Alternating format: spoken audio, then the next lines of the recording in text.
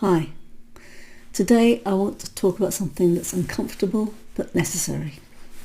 And talking is probably a very good analogy for this, because it's about words and it's about thinking about words, about the mind and about, well, let's find out.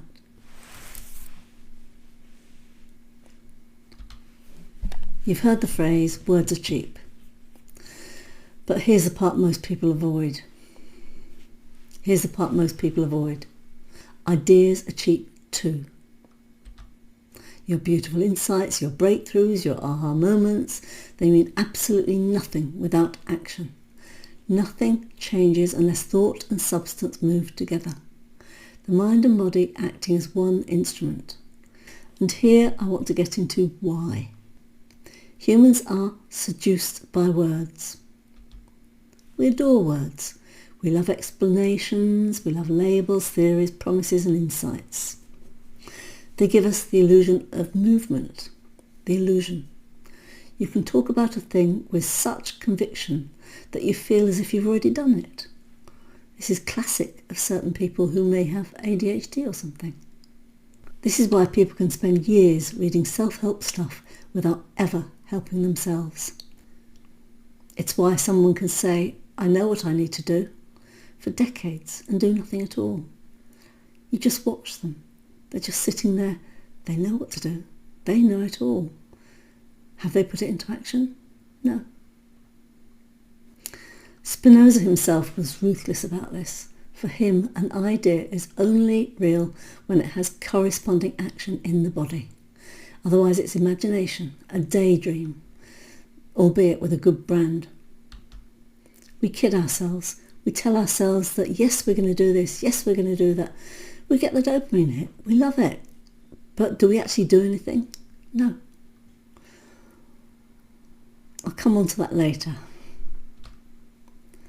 Martin Butler put it more bluntly than Spinoza. If it doesn't touch your behaviour, it isn't yours. Words are just symbols floating in the air, voices without force, ideas without embodiment. There is nothing to them. They are not substance. And in psychology, in the lab, in the studies, we see the same thing. Talking activates similar reward paths as doing. It's the same hit. You haven't done it, but you think you've done it. Explaining your goals actually reduces the likelihood that you will achieve them. So you're better off keeping quiet, because the praise hit comes early. Words steal the energy that actions need. So keep quiet. Don't talk about it. So let's talk about desire. Let's talk about appetite. And let's talk about the myth of good intentions. Underneath all your words sits something older, stronger and far more honest. Appetite. The body's push, the felt sense, the movement-defining urge. Spinoza called this the conatus. It's the fundamental striving to persist, expand, survive and express. It's not poetic, it's mechanical. Everything alive does it. Everything alive has a conatus. Even a rock has a conatus. Its conatus is the inertia. What is ours?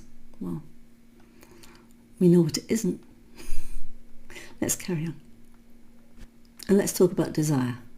Desire is appetite mixed with imagination. It's appetite wearing a costume, if you like.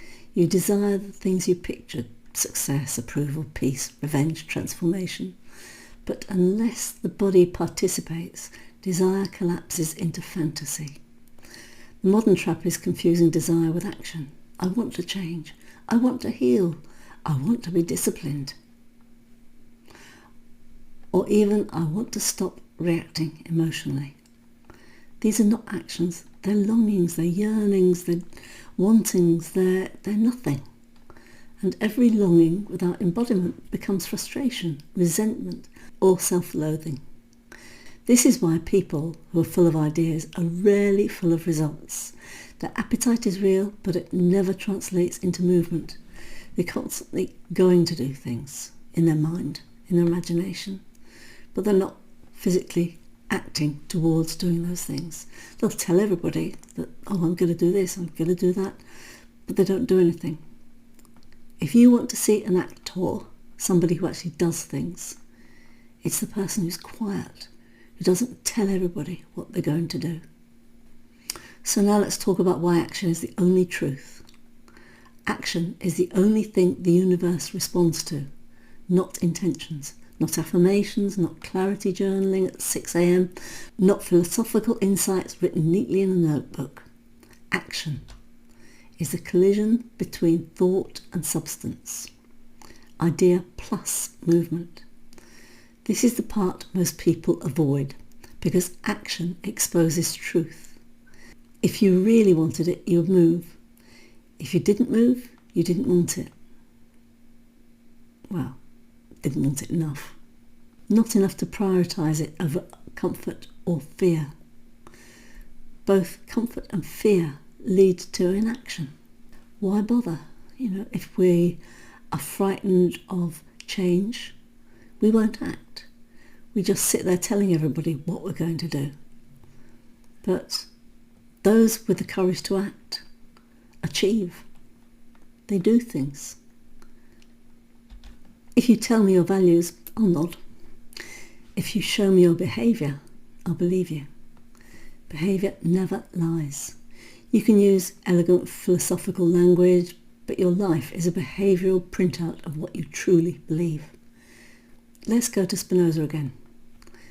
He said, we do not desire things because we judge them good. We judge them good because we desire them. Everything you want, that Bentley down the road or the chocolate cake in front of you, is good, but not because it is inherently good. It is good purely because we have the desire for it. But do we have the action to back that up? Well, your actions reveal your desire, and your desire reveals your nature. And here's the rub, if you like.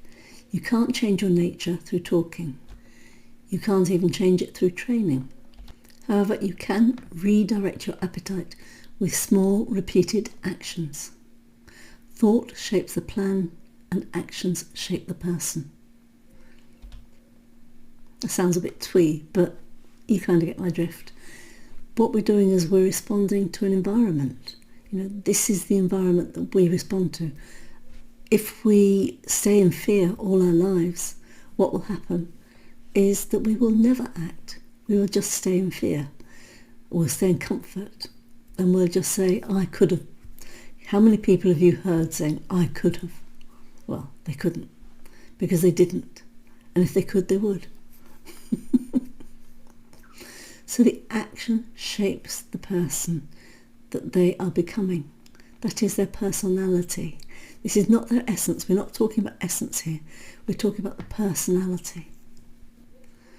So let's talk about the body's role in real transformations of the personality. We live in a culture that worships the mind and ignores the body.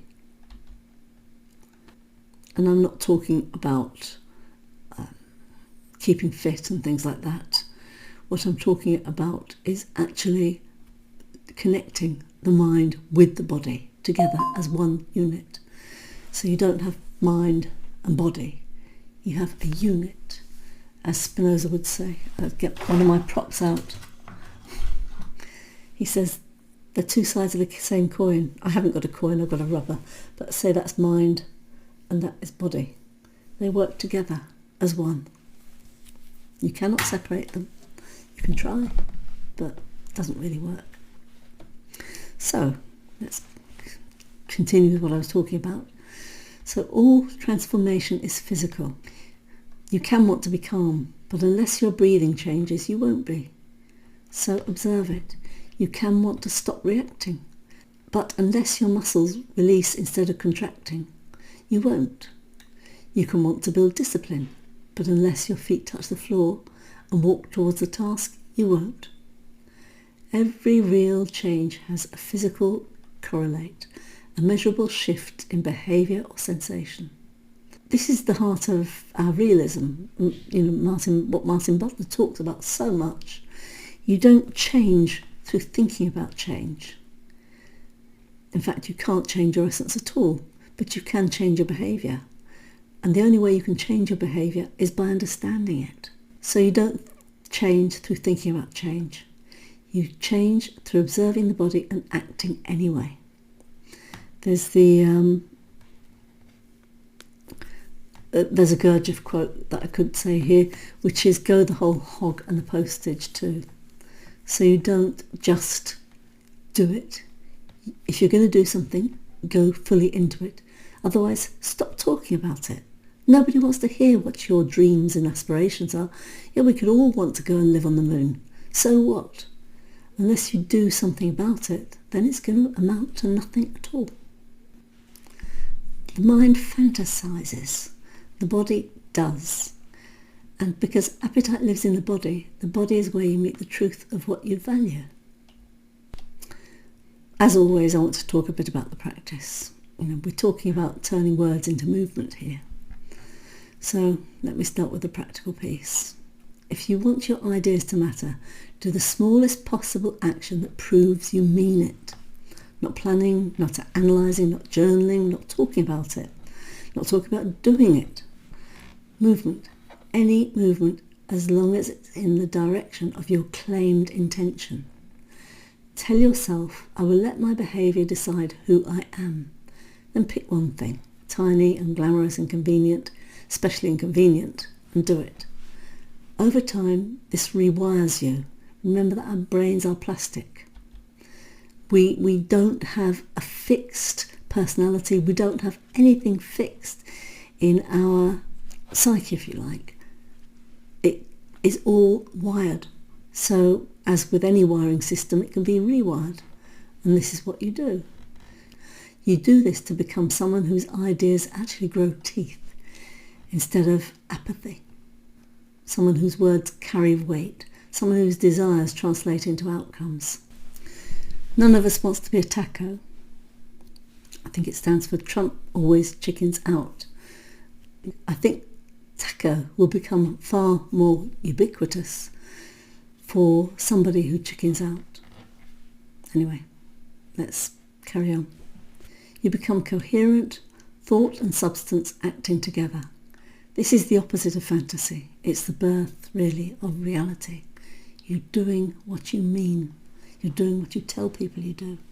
Or even better, you don't tell them, you just do it. So here's your reminder. Words are cheap. Ideas are cheap. Even desire is cheap. Only action has value. Only action transforms. Only action reveals what you truly are. Everything else is noise. Okay, so until I speak to you again, stay awake, stay embodied, and let your actions speak the philosophy you claim to believe. Thank you.